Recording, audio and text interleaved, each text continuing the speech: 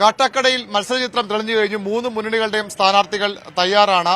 എനിക്കൊപ്പം ഇടതുമുന്നണിയുടെ സ്ഥാനാർത്ഥി കാട്ടാക്കട MLA 2 തവണ MLA IB സതീഷ് എനിക്കൊപ്പം ചേരുകയാണ്. ആദ്യം 1000-ൽ താഴെ വോട്ടുകളുടെ മാത്രം ഭൂരിപക്ഷം, പക്ഷേ പിന്നീടത് 23,000-ഓളം വോട്ടിന്റെ വൻ ഭൂരിപക്ഷത്തിൽ ജയിച്ചാണ് IB സതീഷ് രണ്ടാമത് MLA ആയത്. ഇത്തവണ എങ്ങനെയാണ് ഈ മത്സരത്തെ കാണുന്നത്? കഴിഞ്ഞ തവണത്തെ വിജയം ആവർത്തിക്കാനാവും, മെച്ചപ്പെടുത്താനാവും.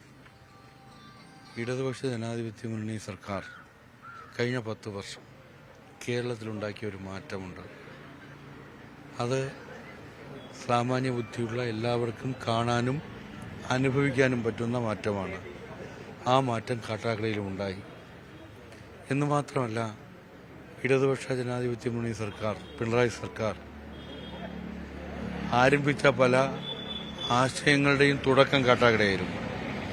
പൊതുവിദ്യാഭ്യാസ സംരക്ഷണ യജ്ഞം, നമ്മുടെ സ്കൂളുകളുടെ ആകെ മുഖച്ഛായ മാറ്റിയ, അക്കാദമിക് നിലവാരം മാറ്റിയ പൊതുവിദ്യാഭ്യാസ സംരക്ഷണ യജ്ഞം തുടങ്ങിയത് നമ്മുടെ മണ്ഡലത്തിലാണ്. അതുമാത്രമല്ല, ലോകത്തിലാദ്യമായി സ്ത്രീ സുരക്ഷാ പദ്ധതി പെൻഷൻ നടപ്പാക്കി. അതിൻ്റെ തുടക്കവും നമ്മുടെ മണ്ഡലത്തിലായിരുന്നു. അപ്പോൾ ഞാൻ പറഞ്ഞത്, സർക്കാർ നടപ്പാക്കുന്ന പദ്ധതികൾ അത് കാണുന്നവരാണ്, അനുഭവിക്കുന്നവരാണ്, കൂടുതൽ അടുത്തു നിന്നറിയുന്നവരാണ് കാട്ടാക്കടയിലെ ജനങ്ങൾ. അതുകൊണ്ട് തന്നെ ജനങ്ങൾ ഞങ്ങൾക്കൊപ്പമുണ്ട്. അതുമാത്രമല്ല, കേരളത്തിലെ സാങ്കേതിക സർവകലാശാലയുടെ ആസ്ഥാനം കാട്ടാക്കട മണ്ഡലത്തിൽ വരാൻ പോകുന്നു. ദക്ഷിണേന്ത്യയിലെ ആദ്യത്തെ ഇലക്ട്രോണിക് വാഹനങ്ങളുമായി ബന്ധപ്പെട്ട ഗവേഷണം, റിസർച്ച്, അതോടൊപ്പം ഉൽപ്പാദിപ്പിക്കുന്ന ഫാക്ടറി, അതെല്ലാം ട്രസ്റ്റ് പാർക്കിന്റെ കീഴിൽ വരാൻ പോകുന്നതും കാട്ടാക്കട മണ്ഡലത്തിലാണ്. എല്ലാ പഞ്ചായത്തിലും കളിക്കളങ്ങളും ഉണ്ടായിരിക്കുന്നു. അങ്ങനെ എല്ലാ മേഖലയിലും വികസനം മാത്രമല്ല, സാധാരണക്കാരുടെ നിരവധി ആളുകൾ ഇപ്പോഴും ഉണ്ട്. അവരുടെ പ്രശ്നങ്ങൾക്ക് പരിഹാരമില്ല. കുടിവെള്ളം കിട്ടാത്ത ഇനിയും പല പ്രദേശങ്ങളുണ്ടെന്നാണ് BJPയുടെയും കോൺഗ്രസിന്റെയൊക്കെ സ്ഥാനാർത്ഥികൾ പറയുന്നത്.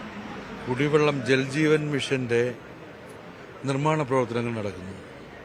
അതുമായി ബന്ധപ്പെട്ടുണ്ടാവുന്ന ചില ജല ദുർലഭ്യം ചില മേഖലയിൽ ചില ദിവസങ്ങളിൽ ഉണ്ടാകുന്നുണ്ട്. പക്ഷെ നമ്മൾ കാണേണ്ട ഒരു കാര്യം, ഭൂഗർഭ ജലനിരപ്പ് അപകടകരമാമിതം താഴ്ന്ന ഒരു പ്രദേശമായിരുന്നു കാട്ടാക്കട. വറ്റിപ്പോയ കിണറുകളും കുളങ്ങളും ഇന്ന് ആ സ്ഥിതി മാറി. എല്ലാ തോടുകളിലും നീരൊഴുക്കുണ്ട്, കുളങ്ങളിൽ ജലനിരപ്പ് ഉയർന്നിരിക്കുന്നു.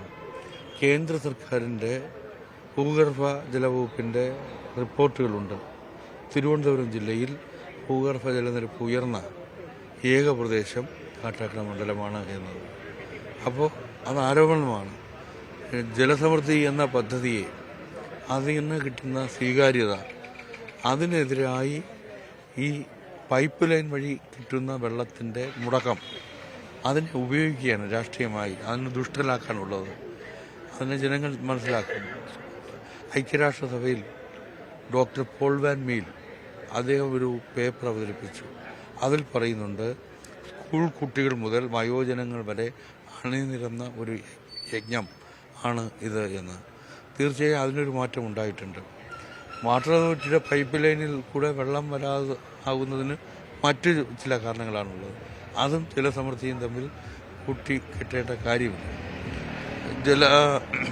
നമ്മുടെ ജൽജീവൻ മിഷന്റെ പ്രവൃത്തി പൂർത്തിയാകുമ്പോൾ 100% വീടുകളിലും പൈപ്പ് ലൈൻ, അതിന് ഇനിയും കുറച്ച് സമയം വേണ്ടതുണ്ട്. പണി നടന്നുകൊണ്ടിരിക്കുകയാണ്. ഒരു 4 മാസം കൂടെ ആകുമ്പോഴത്തേക്കും ജൽജീവൻ മിഷന്റെ പണി പൂർത്തിയാകും. ഈ മുടക്കം ഇല്ലാതെ വെള്ളം ലഭ്യമാകുന്ന സ്ഥിതിയുണ്ടാകും. അതിനാണ് വികസനത്തിനൊപ്പം തന്നെ ഇത്തരം തനതായ പദ്ധതികൾ, ഈ കാട്ടാക്കട മണ്ഡലത്തിന്റെ മാത്രം ചില പദ്ധതികളുമൊക്കെ നടപ്പാക്കിയ ഒരു കരുത്തിൽ തന്നെയാണ് IB സതീഷ് ജനങ്ങളോട് വീണ്ടും വോട്ട് ചോദിക്കുന്നത്. ഇത്തവണയും മത്സരചിത്രം മറ്റൊന്നുമാകില്ല. കഴിഞ്ഞ തവണത്തേക്കാൾ വലിയ ഭൂരിപക്ഷത്തോടെ വിജയിക്കുമെന്ന ആത്മവിശ്വാസമാണ് അദ്ദേഹത്തിനുള്ളത്.